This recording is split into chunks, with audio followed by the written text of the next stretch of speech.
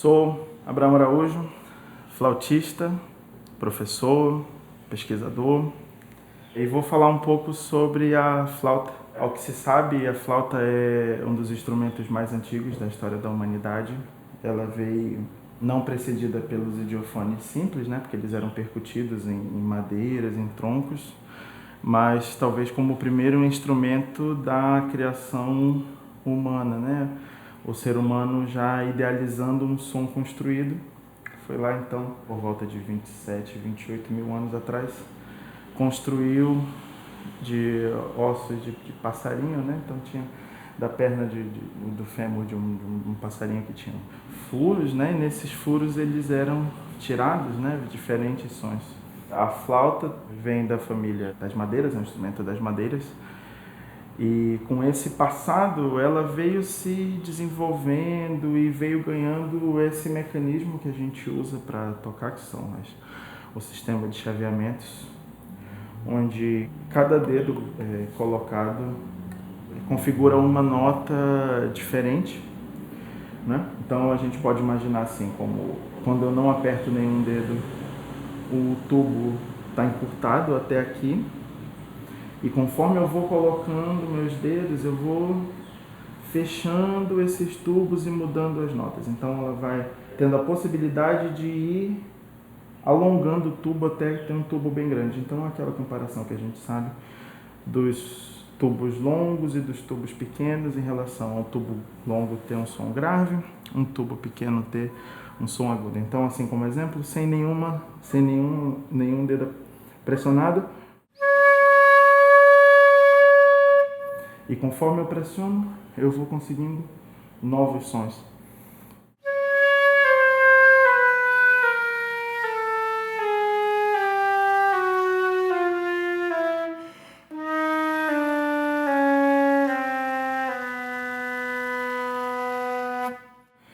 A flauta é um instrumento muito ágil, muito agudo, né? Ele toca lá na mesma altura do violino, por exemplo, na orquestra, ou numa formação em banda, numa formação de grupo de choro.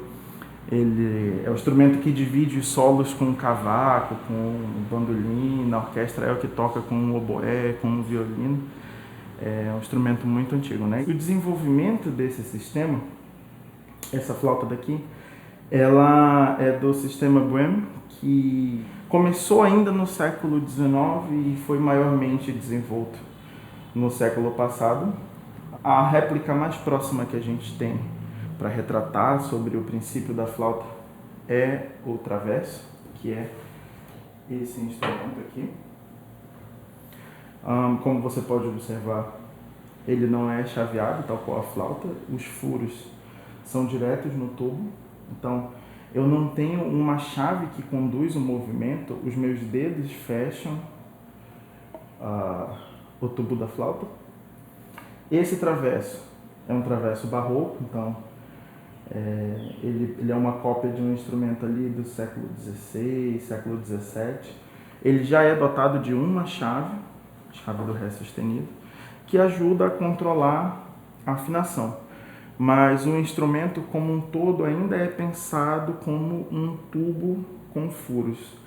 E pensando sobre o que a gente falou agora há pouco, conforme eu coloco meus dedos em cima desses furos, a configuração das notas muda e o som, consequentemente, também muda junto.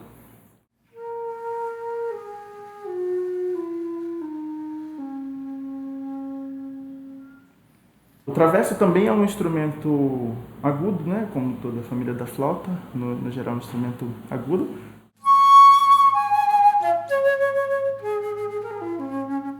Mas ele ainda era um instrumento muito limitado em relação à afinação, porque não tinha muito recurso. A gente tinha que usar muitas forquilhas, muitos furos pela metade. Mas, apesar disso, tem um som belíssimo.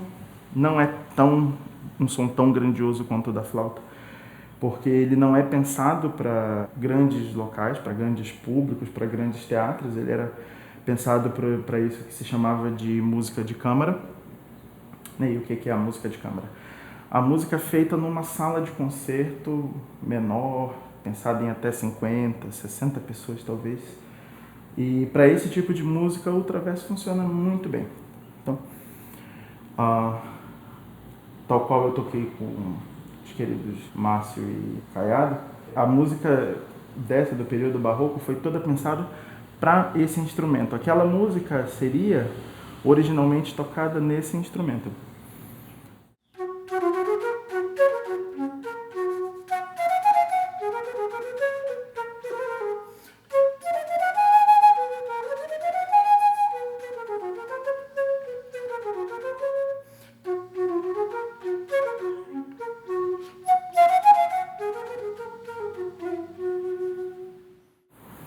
Mas tem um porquê da gente não conseguir usar esse instrumento nas formações modernas, né? A afinação dele, uma afinação de 415, ela é um semitom mais baixa do que a que a gente faz hoje, que varia entre o 440 e o 442, a nossa formação usa 440, então não é possível tocar naturalmente com esse instrumento, né? Você precisa de outros instrumentos também de época. Então, o que aconteceu com a flauta, desde ali o século XVI, músicos pesquisadores foram achando soluções para melhorar os problemas de afinação, os problemas de registro. O traverso tem uma fraqueza que é essa questão do registro. Uma nota soa muito brilhante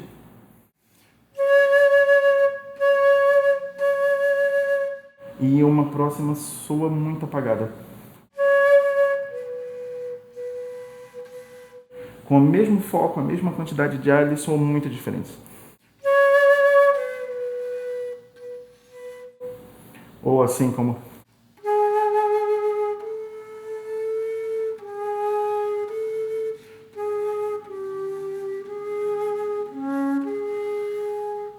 Por conta dessas diferenças, ou dessa dificuldade de tocar, porque e fazer uma música mais homogênea se torna uma coisa muito mais difícil, foram então sendo adicionadas essas chaves aos poucos, até que a gente chegou nesse modelo que nós usamos. Aqui também trouxe como exemplo um instrumento da família das flautas, que é o flautim, o piccolo. Esse daqui já é do modelo Brehm também, no modelo de chaves. E como funciona? Ao invés do meu dedo vedando o furo, embaixo de cada chave a gente tem uma coisa chamada sapatilha e ela veda completamente, perfeitamente as chaves. E isso traz uma precisão muito maior na hora de afinar, na hora de emitir os sons, na hora de tocar. A relação inteira de afinação e de timbre num instrumento como o flautim é muito difícil, ele é muito menor do que o outro. Você imagina, o flautim é maior um pouco do que a minha mão, do que uma mão minha. Então, tocar tudo que você precisa ser tocado aqui nesse espaço tão reduzido só é possível a um bom nível de execução, como esperado, por conta desse sistema de chaveamento. O flautim é um instrumento mais agudo da família dos sopros, de todos os sopros. De um grupo como a orquestra, por exemplo, é o instrumento mais agudo de todos. E um flautim sozinho vence de toda uma orquestra com esse som tão agudo, né? Então, o flautim tem um som que vai desde o grave até coisas muito agudas.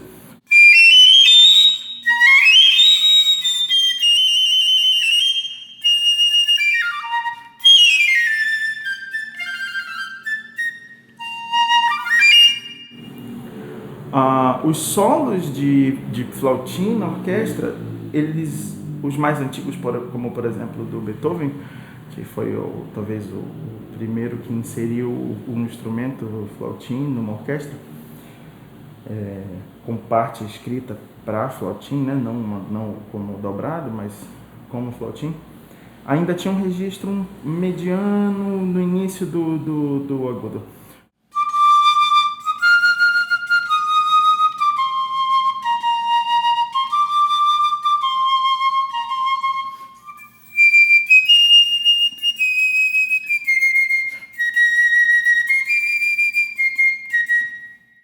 Mais para frente, os solos de piccolo foram ficando cada vez mais agudos e mais intensos. Então, como na Quarta Sinfonia do Tchaikovsky, terceiro movimento, super agudo.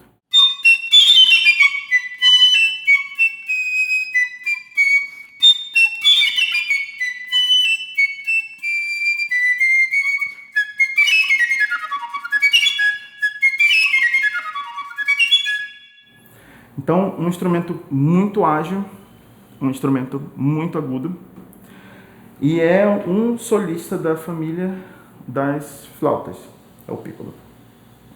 Então, voltamos agora para um instrumento que foi o primeiro falado, que é a flauta em dó, flauta transversal em dó. E ela é o instrumento mais comumente encontrado, né?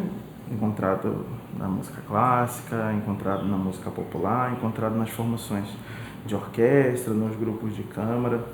Ela vai muito bem solando com orquestra, ela vai muito bem participando de pequenos grupos de câmara. Essa flauta ela é construída em metal já pensando em espaços maiores, então aqui é uma flauta que funciona como solista nos teatros e ela toca esse solo de orquestra, tal qual o primeiro que eu mostrei.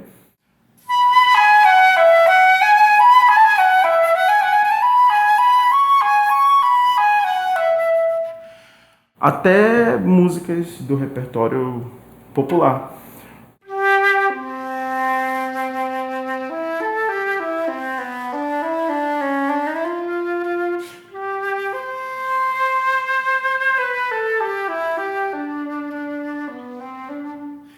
Então, a flauta é super versátil, né?